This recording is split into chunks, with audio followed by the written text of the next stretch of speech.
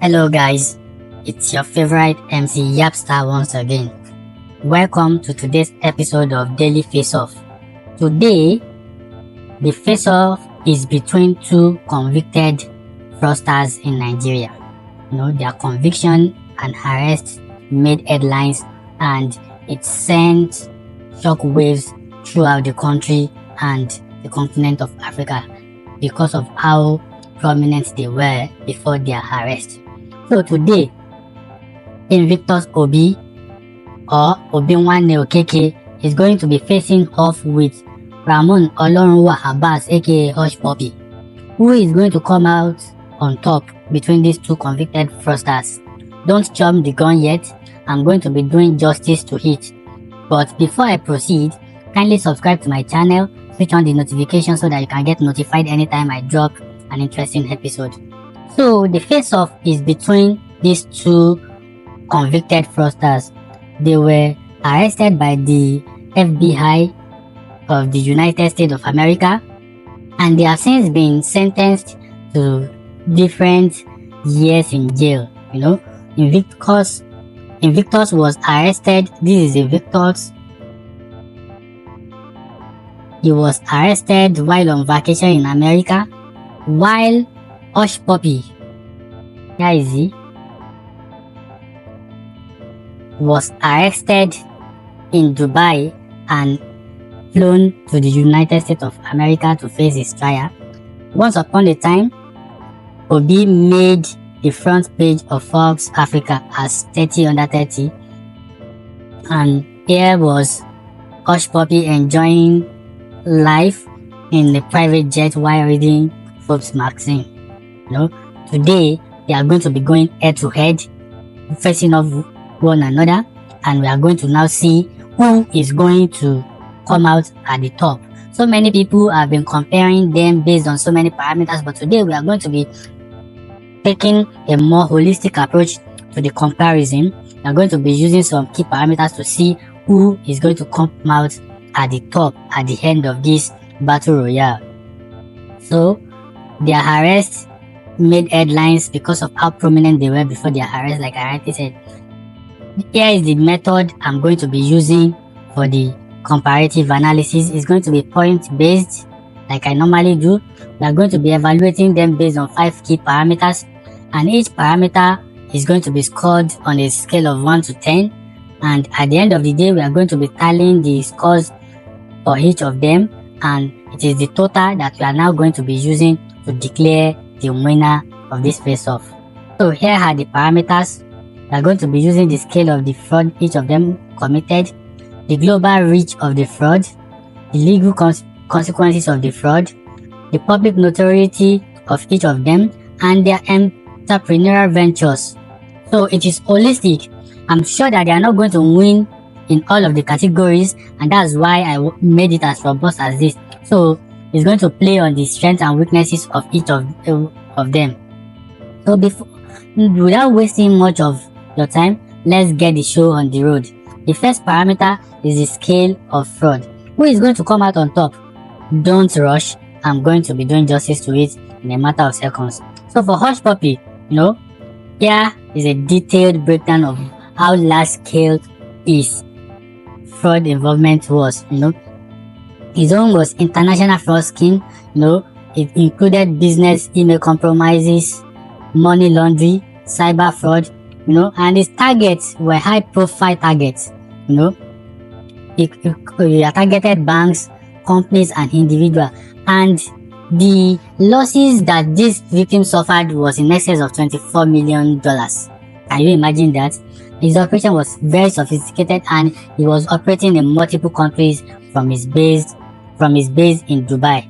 And for that reason, I'm giving him a 9/10.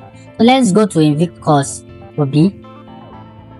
He was also involved in BEC scam, but his own operation was on a smaller scale compared to Hushpuppi. He wasn't cutting across different countries.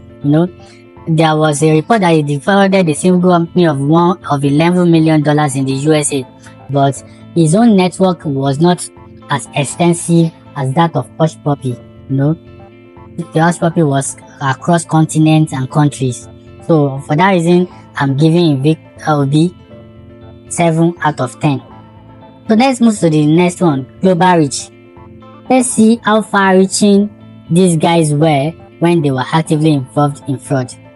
For Hushpuppi, like I said, his own operations spanned multiple continents, including US, Europe, Middle East, and Africa. It was virtually everywhere, It was connecting and networking with other international cyber criminals to launder money for them. It was that big, He was operating from his base in Dubai. He was living in one of the most expensive hotels in Dubai as at the time of his arrest.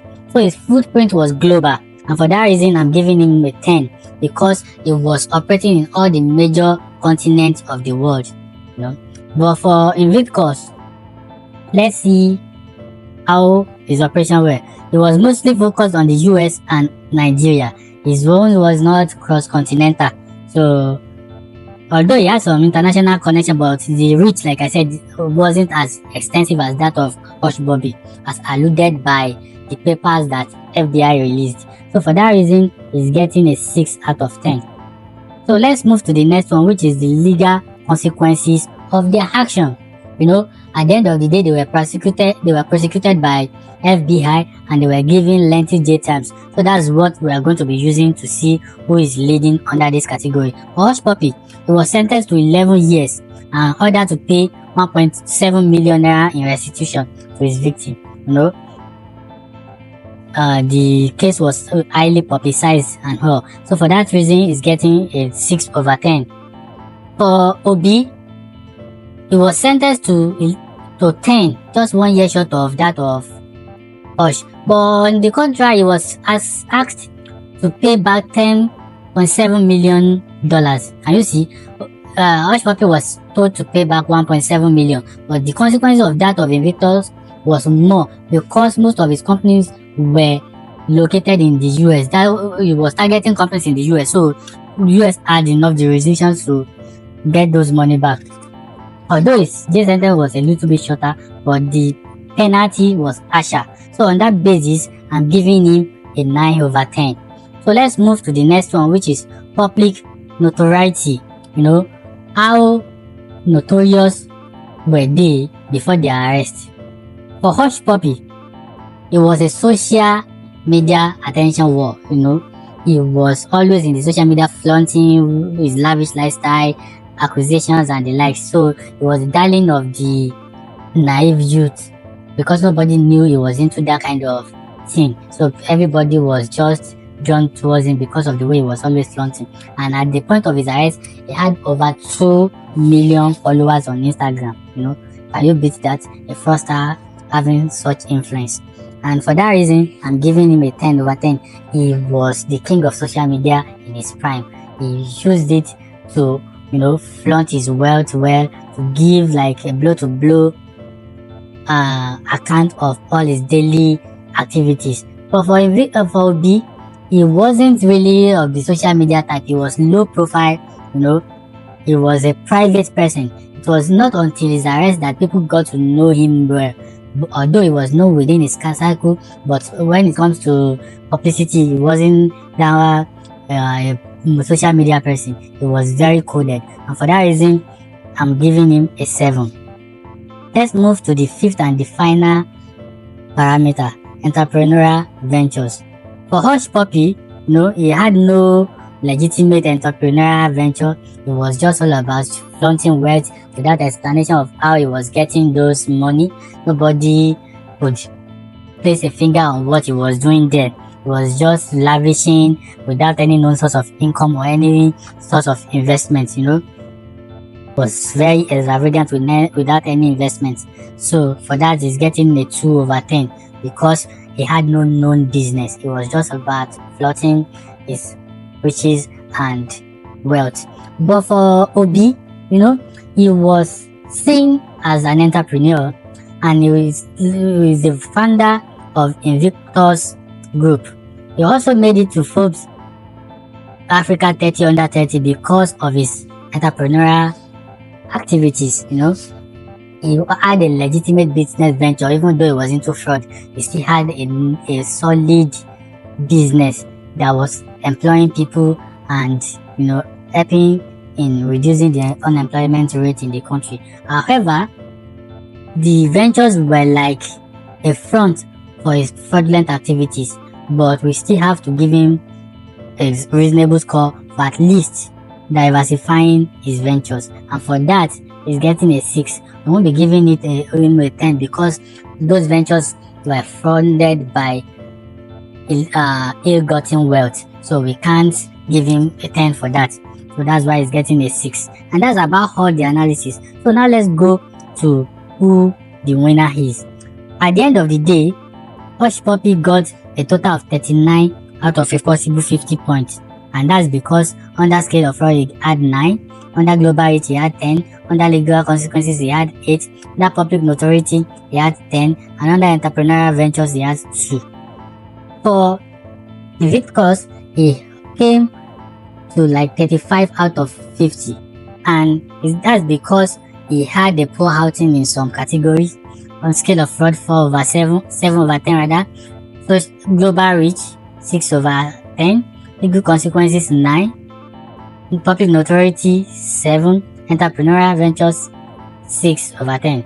Although Hushpuppi had more points, but Obi also trumped Hushpuppi in some categories. For example, legal and entrepreneurial categories, he had better scores than Hushpuppi. But at the end of the day, it's the cumulative score that we are using to declare who wins a particular face-off. So for that reason, Hushpuppi scores higher, and that is due to his larger scale of fraud, global reach, and greater public notoriety. Like I said, he won in 3 categories, while Obi won in 2. Obi had more legitimate entrepreneurial background and a higher restitution amount. So at the end of the day, Hushpuppi hedged him out based on those parameters. Like I normally say, this is just a fun game to show the face-off between 2 people in the society, whether they are known for good or known for bad. It's just like a face-off that is not meant to create any acrimony or enmity between the 2 people in focus. It's just my own way of catching fun and putting perspective and putting paid to all ongoing debates online. So that's the end of our face-off between Obi and Hushpuppi. Thank you for watching this episode. I hope you enjoyed it as much as I did doing it. Till we meet again, kindly subscribe to my channel, switch on the notifications so that I can get notified. And till tomorrow, it is bye.